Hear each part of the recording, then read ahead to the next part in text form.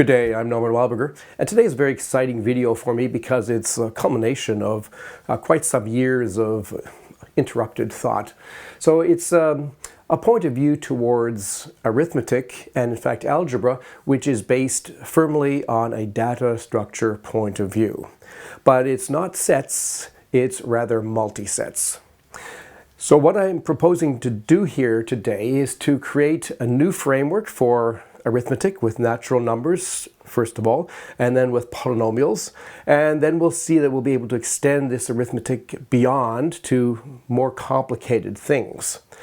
And so we're going to end up with a vision of arithmetic and algebra, which is perhaps somewhat unfamiliar to you and seems to extend in vast new directions. So it's really interesting, and if you're interested in exploring, this is a great topic for thinking about and exploring.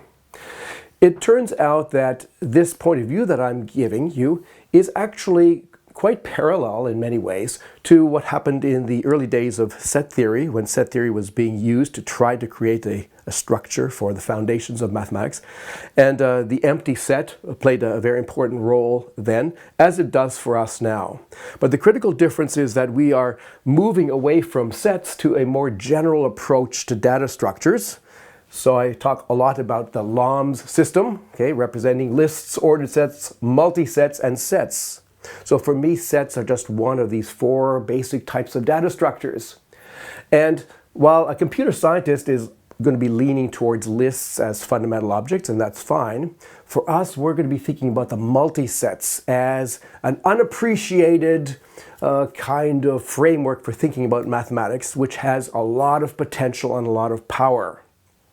And in some ways, it's sort of unfortunate that the history of mathematics circumvented multisets and focused all the attention on sets.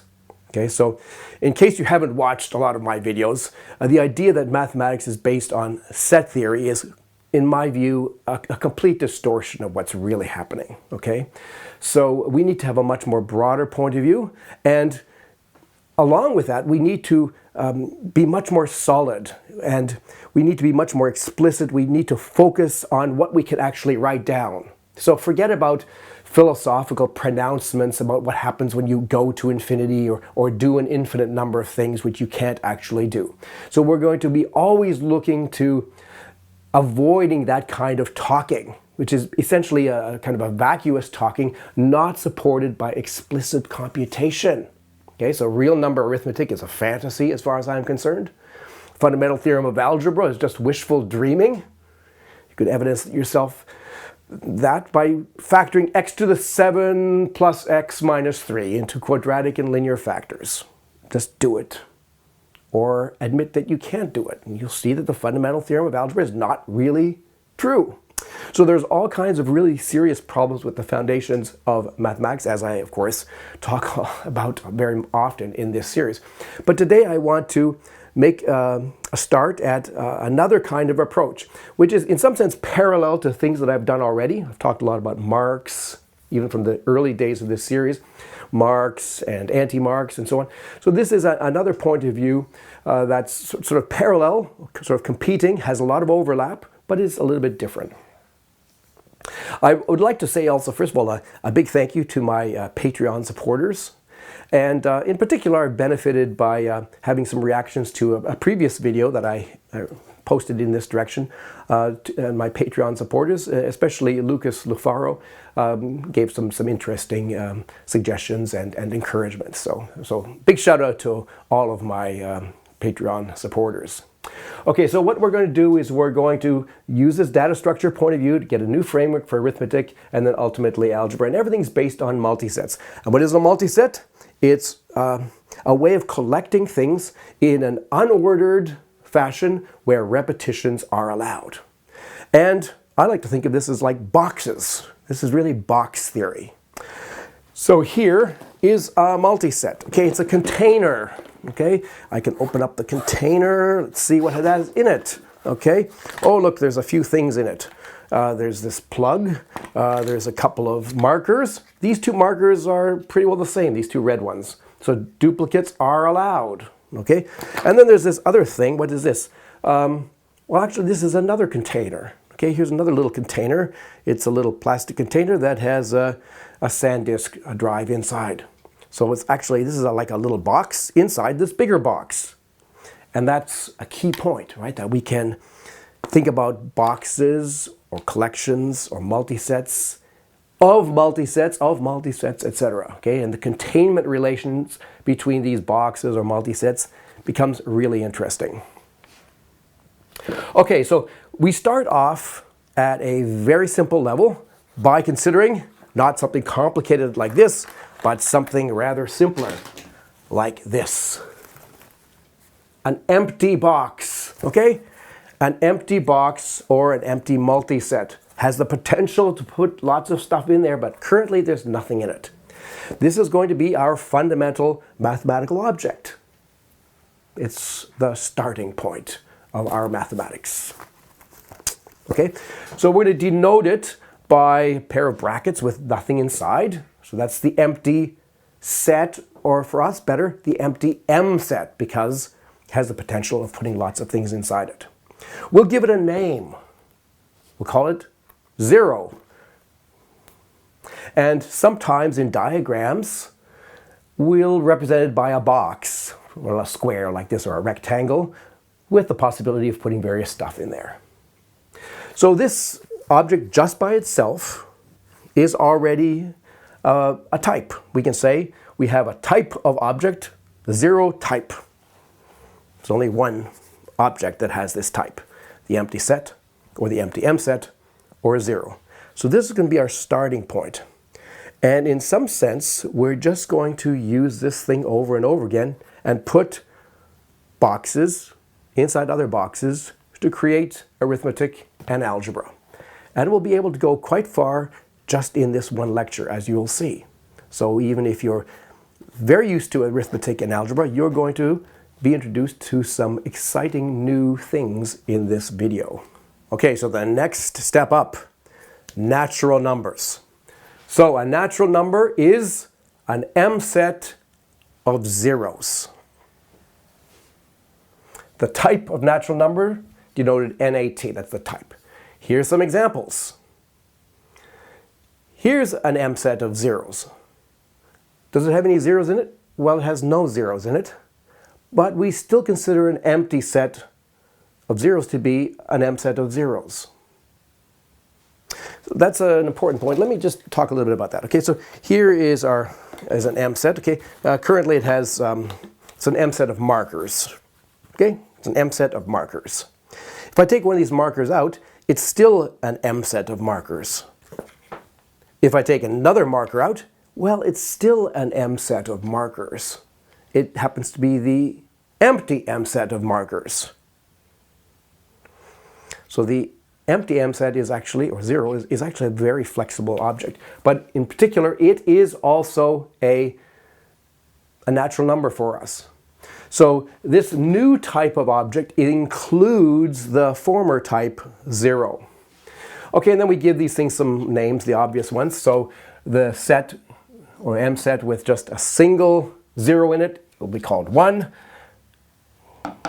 The M set consisting of 0 and 0 will be called 2, and here is 3, and so on and so forth.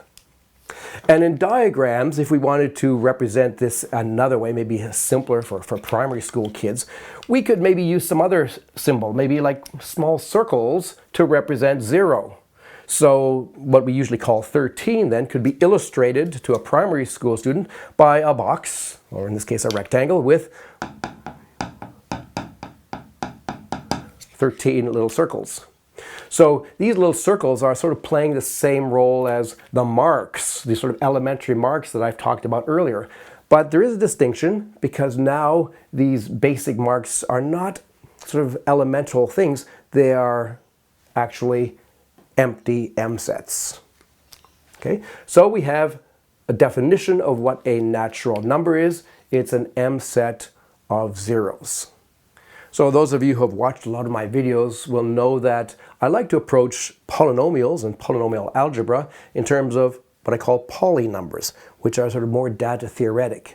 And I use these extensively even in the algebraic calculus course. These are sort of workhorses for doing algebra. So here we're going to introduce them in a slightly different way, but it's really the same thing as we've already been talking about, but just from a slightly different point of view. So what is a polynumber in this context?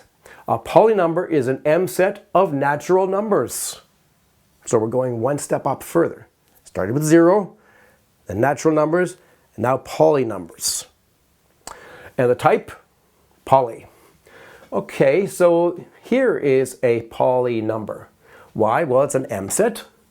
And what does it have in it? 1, 1, 2. Those are all numbers. So this is a multiset of natural numbers. It is therefore a polynumber.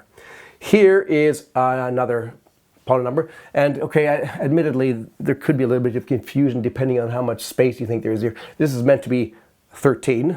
Okay, these are sort of like the adjacent. So this is a multiset with just a single number in it, but in particular, it's a multiset of natural numbers, so it's a polynumber. Here's another polynumber because it's an M set of natural numbers, because remember, 0 is a natural number. The type of natural number included the former type of 0, so 0 is a natural number. And in fact, this thing here is also a polynumber because it's an M set of natural numbers. How many natural numbers are in here? Well, there aren't any, but it's still an empty M set of natural numbers. So in particular, this thing, which is of course 0, is also a polynumber. Okay, so we have 0, the type 0 contained in the type nat, contained in the type poly. And now something one level further, which is a little bit fancier, okay? And it will take some getting used to, what this actually means. But it's sort of a natural thing to do. We sort of have this natural hierarchy now, and we can just sort of keep on going. So a multi-number is, by definition, an M set of polynumbers. An M set of polynumbers. And there's the type, multi. Okay, so look at this thing here. There's an M set. What's this comma doing here? Oh no, so here's the M set. Okay, here's the M set, yes, brackets here. And what's inside this M set? Well, it has this object. What is this thing? This is an M set with numbers in it. 1, 1, so an M set of natural numbers. So this is a polynumber. Here's another polynumber. These two happen to be equal. So this whole thing is an M set of polynumbers. So this is a multi-number. Here's another multi-number. It's an M set which happens to have one polynumber in it. The polynumber consisting of the multiset 3, 5, and 11. How about this thing? Is this an M set of polynumbers? Well, is 0 a polynumber? Well, yes, we just said it was. So this thing is 0, and this we said is a polynumber. So this is a polynumber, so this is an M set of polynumbers. In particular, it's a multi-number. Well, what about the empty set? Well, it's also an M set of polynumbers, the empty M set of polynumbers, so it also included. So again, multi includes poly, which includes nat, which includes 0. So we have this inclusion of types. 0, nat, poly, multi, each included in the other in the following sense, in the sense that if you have an object of this type, then it is automatically an object also of this type. Therefore also an object of this type, therefore also an object of this type. And I hope that it's sort of obvious that the way we're going from one step here to another is directly generalizable. Okay, we could easily imagine just keeping on going. Once we've defined multi-numbers, we could define some higher objects, which are M sets of multi-numbers. Okay, and later on we're gonna be thinking about that kind of thing. But already here we have a very rich framework for arithmetic and algebra. All right, but if we want to have arithmetic, we need operations as well as numbers or objects. So there is a fundamental operation in this world of multisets, which is very, very general, and it's addition. Okay, so this is the beauty of the multiset framework, which distinguishes it from the set theory world. In the set theory, there's no such thing as addition of sets. But in the multiset world, there is. Okay, it's crucial to understand and to appreciate the importance of this operation, this very general operation. So, how do you add M sets? You just combine their contents into a single M set. Let me show you physically, okay? So here are two M sets. They're boxes. This is a little box that has a SanDisk in it, okay? And here, this one here, what does it have in it? Oh, it has two markers in it, okay? Shall we add these two M sets? Add this M set and this M set. I'm going to show you how to do that, okay? We need another box. Okay, hey, here's a box, okay? So what am I going to do? I'm going to take this box and this box here, these two boxes, and I'm going to combine their contents. I have to do this one at a time because I only have two hands. Okay, and there's SanDisk. That's also going in there. Okay, they're the original boxes. I don't need them because I put everything. Because I put everything in this new box. And so there, I hope you can see. Okay, there's our new box. It's got the SanDisk in it. There it is there. And it has our two markers. Okay? That's how you add M sets. Let's have a look at some examples with the kinds of objects we've been talking about. Okay, so here we have some objects. Okay, and notice that in this case I actually have three things. Okay, and what are these things? Well, these things are what? Well, this is a polynumber because it's a multiset of natural numbers. Here's another polynumber. So this thing here is a multi-number. Here's another multi-number. Here's another multi-number. But in particular, these are M sets. So we don't require that we just have two M sets. We could do this with more than two M sets. We could have several M sets and add them at the same time just by dumping all their contents into a box. Happily, things are unordered and repetitions are allowed, so there's no need to fuss around and remove duplicates as you would if you were working with set theory. It's just absolutely simple-minded. You just dump them out in the box and there you go. But in particular, it's not intrinsically a binary operation. So how do you add these things? Well, you just get a bigger box represented by those brackets there, and you put the set 3 in, the M set 4, the M set 1, 1, 2, the M set 4, the 0. Okay, that's also a natural number.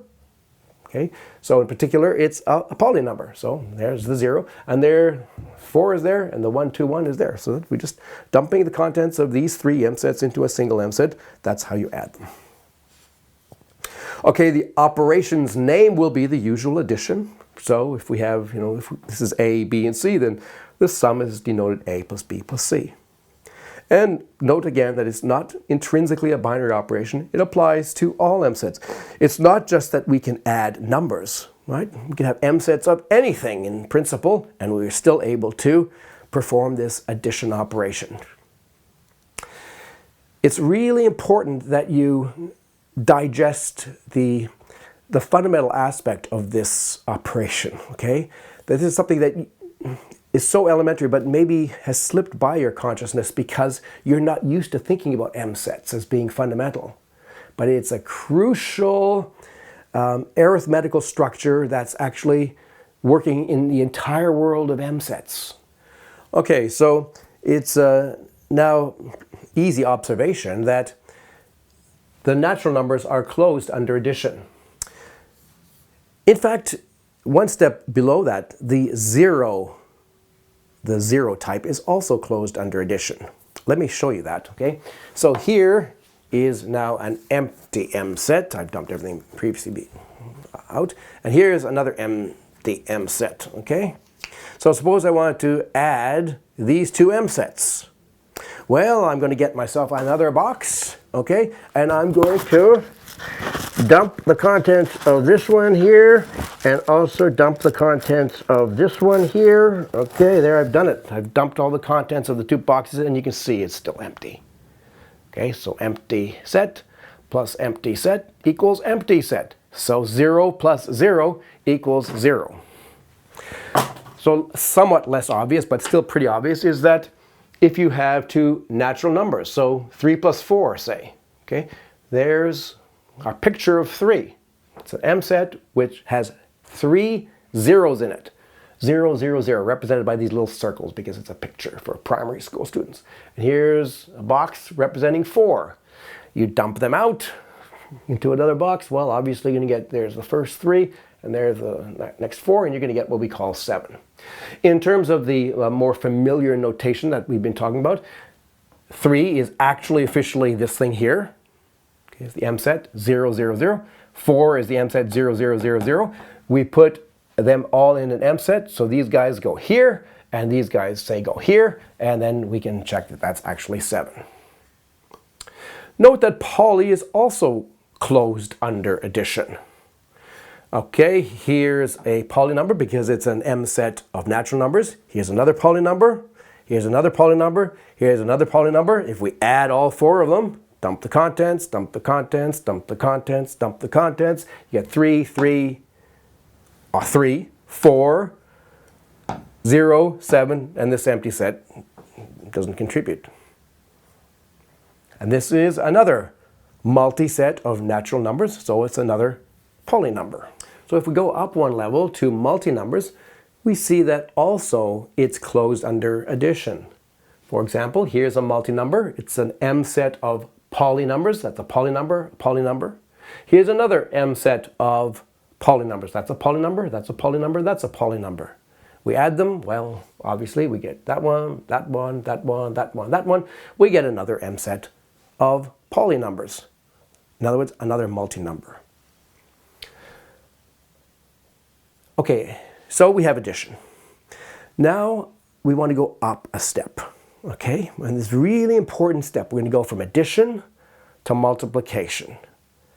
Okay, and it's really important to watch carefully what I do here. It's like magic, okay? A very simple kind of magic, okay?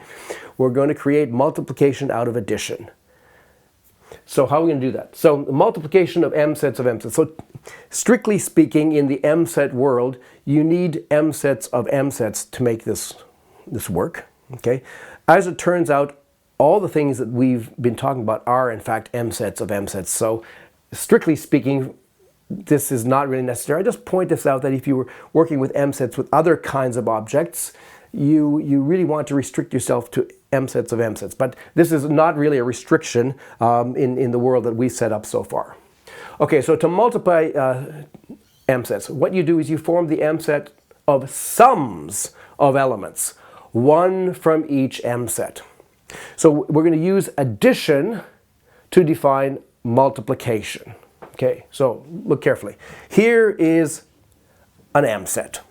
And we're going to assume that the contents, A and B, are themselves M sets. Let me remind you that that is a condition that's automatically satisfied for all the objects that we've been considering. Here's another M set. All of its elements are also M sets, so we're assuming that. Okay, how are we going to multiply this M set with this M set? We're going to take pairs in this case because there's 2 of them that we're multiplying. Pairs of elements from this one with elements from this one. We're going to take this pair and we're going to add them. In this case, A plus X. We're going to form A plus X. This is an M set. That's an M set. So A plus X makes sense. That's addition of M sets. This is another M set. And we're going to take A and Y. We're going to add them. A plus Y. Take A and Z, add them, get A plus Z. Take B and X, add them, get B plus X. Take B and Y, add them, you get B plus Y. Take B and Z, add them, you get B plus Z. So we're getting another M set which has new M sets in it. These new M sets are created from the original 2 M sets by taking sums of elements, one from each. That's how you multiply M sets. All right, let me illustrate this multiplication at each of the levels. So at the 0 level, 0 times 0. What do we get? Well, we have to form an M set, which consists of what? Which consists of the sum of all entries of this thing with entries of this thing. Well, there are no entries of this thing, there are no entries of this thing, so there are no possible sums that we can make. So the result is empty. Fine. That's telling us that 0 times 0 equals 0. Now let's go to natural numbers, okay, which are M sets of zeros. So there's an M set of zeros. There's an M set of zeros. So how are we going to multiply these two things? Well, we're going to take all possible combinations, entry here, or element here, okay? And we're going to add them. We can add them because the guys inside here are M sets, and so they can be added using M set addition. Okay, so let's do that. So this 0 plus this 0, there it is there. This 0 plus this 0, there it is there. This 0 plus this 0, there it is there. This 0 plus this 0, there it is there. This 0 plus this 0, there it is there. This 0 plus this 0, there it is there. Have I done all the pairs? Yes, I've done all the pairs. Now we have to evaluate these things. What is 0 plus 0? Well, it's 0. So each of these is 0. So we get 0, 0, 0, 0, 0, 0. And in ordinary Hindu Arabic notation, we've computed that 2 times 3 is 6. Okay, let's go to poly. Let's multiply poly numbers. So here's a poly number. Here's another poly number. These are poly numbers because they're M sets of numbers. That's a number, that's a number. Natural numbers. Here's another M set of natural numbers. So to multiply them, we have to take pairs, combinations, and add them. So how do you add the number 2 and the number 1? First pair. Well, you get 3. And then 2 plus 1 is 3. 2 plus 0 is 2. And then 3 plus 1 is 4. 3 plus 1 is 4. 3 plus 0 is 3. So we get the M set 3, 3, 2, 4, 4, 3. It's another M set of natural numbers, so that's another poly number. Poly number times poly number equals poly number. And let me show you that this is not restricted to having 2. We can multiply, in principle, a number of different M sets. So now I'm going to multiply 3 M sets together sort of at the same time. So the M set 0, 3, the M set 1, 4, the M set 2, 7. These are all poly numbers because they're M sets of natural numbers. So what do we need to do? Well, we need to take combinations where we're taking one element of each one of these. So let's start with the 0, 1, and 2. What do I have to do with those things? I have to add them. They're M sets. So the addition of M sets of these 3 is well defined. I don't have to specify which order we're doing it in. There's 3 things, we're just dumping them out. So 0 plus 1 plus 2 is 3. 0 plus 1 plus 7 is 8. 0 plus 4 plus 2 is 6. 0 plus 4 plus 7 is 11. Okay, I have to keep track. I'm going to pick all possible combinations. How about 3 plus 1 plus 2? That's 6. 3 plus 1 plus 7, that's 11. 3 plus 4 plus 2 is 9, and 3 plus 4 plus 7 is 14. So we've multiplied these 3 poly numbers to get this poly number. Okay, now one more step up to the multi-numbers. So let's do this. Okay, so here's a multi-number. Why is this a multi-number? Well, because this thing inside it is a poly number. And here's another poly number. It's a multi-set of natural numbers, therefore a poly number. Here's another M set of natural numbers, therefore a poly number. So this is an M set of poly numbers. Here's another M set of poly numbers. Note that 2 is indeed a poly number, because we've seen that natural numbers are included in the type poly numbers. So what do we have to do? Well, we have to take all possible pairs, elements here, and we have to add them. Okay, so let's take this element here and this element here. These are M sets. There's an M set, there's an M set. How do you add them? Well, we just dump the contents into a box. So we're going to get 0, 0, 2, 1, 1. There, that's the result of adding this M set and this M set. How about this M set with 2? Okay, well, we get 0, 0, 2. What is this thing as an M set? Well, 2 is really the M set 0, 0, if we want to write it that way. So we could put another 2 zeros there. Now we've added 2. How about this thing and this thing? Well, then we're going to get, I better write smaller, 0, 0, 2, 9. Okay, and now this one plus this one, that's 3, 8, 1, 1. And we also need down here, okay, 3, 8, we're adding 2, so we have to add 2 zeros. And finally, this one here, 3, 8, 9. Okay, and that's the end. So there's the big bracket at the end.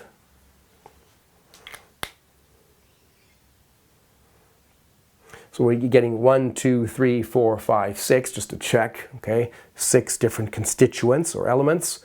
That makes sense because this one has 2 elements, this one has 3 elements, so we should end up getting 6 elements.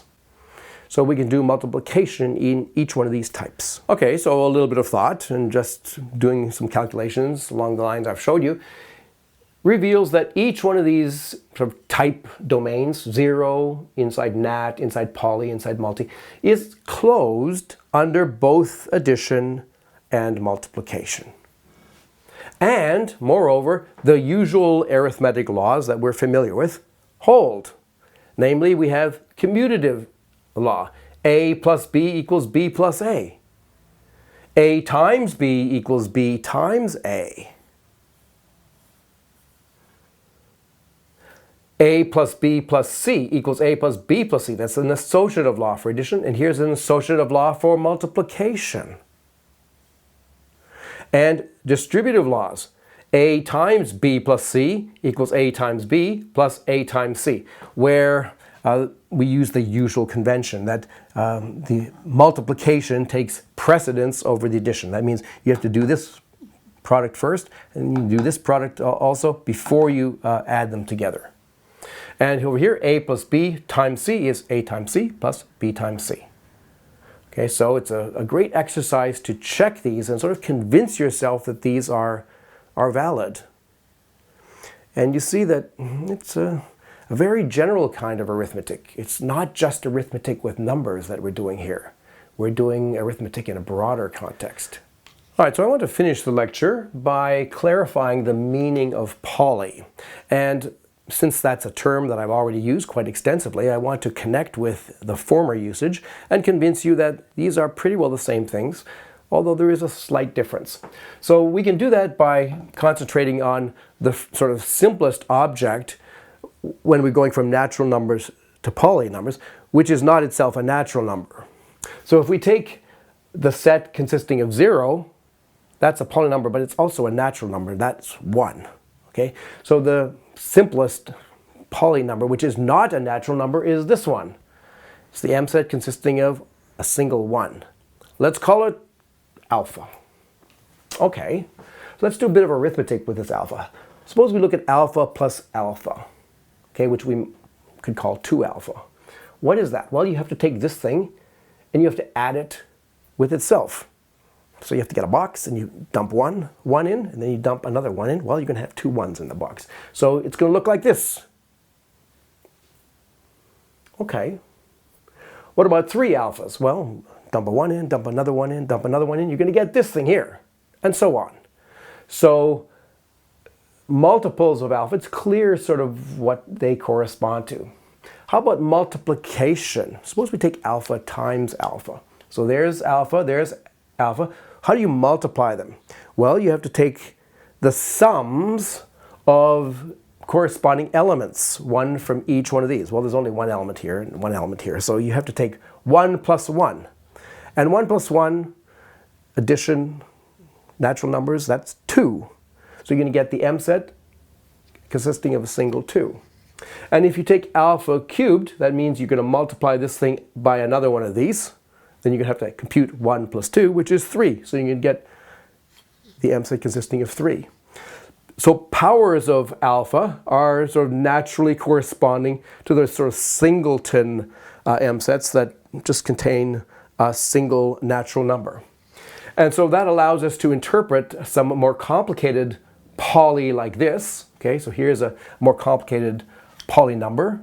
It's an M set of natural numbers. 0, 0, 1, 1, 1, 2, 3, 3, 3, 3. So to make sense of this, to organize it a little bit, we can write it as a sum. So this is the sum of the M set 0, 0, and the M set 1, 1, 1, and the M set 2, and the M set 3, 3, 3, 3, 3. Okay, what is this thing? This is the number 2. What is this thing? Well, this is what we've said is 3 alpha. What is this thing? That's what we've said is alpha squared. And what is this thing? Well, alpha cubed was 3, so 2 alpha cubed will be this plus itself will be the M set 3, 3. And having 4 of them, that'll be 4 alpha cubed. So this is a representation of what in ordinary algebra we would write as the polynomial 2 plus 3 alpha plus alpha squared plus 4 alpha cubed. And in my preferred polynumber language that I've talked a lot about in other videos, I would represent this with a list, a vertical list like this, okay, with the coefficients 2, 3, 1, 4. So we're seeing that this sort of former definition of a poly agrees with this sort of new definition of a poly. They're really the same. But what's the difference? The difference is that this is a list. Okay, this is a list. And this thing here is, of course, an M set. And there's a crucial distinction between these two things that's really useful to appreciate. So remember when we were looking at polynomials or polynumbers like this, there was a certain amount of ambiguity because we could add a 0 below here, and we agreed that that was going to be the same thing. That did not change the polynumber. We could add, in fact, any number of zeros below, and that's not going to change the polynumber, even though officially as a list it's kind of changing. There's a little bit of ambiguity there. It's a general rule that when you have that kind of ambiguity, it's because the list that you're considering is really more fundamentally to be thought of as a multiplicity list for an M set. Okay, so this is an M set of zeros, ones, twos, and threes, and since the natural numbers are naturally ordered, 0, 1, 2, 3, we can represent such an M set, or maybe make it more concise, by just counting how many of each we have. We have 2 zeros, we have 3 ones, we have 1, 2, and we have 4 threes. So this is a list that is the multiplicity list of this M set. But I would like to suggest to you that actually, formally, officially, the M set is actually more fundamental. It's at the heart of things.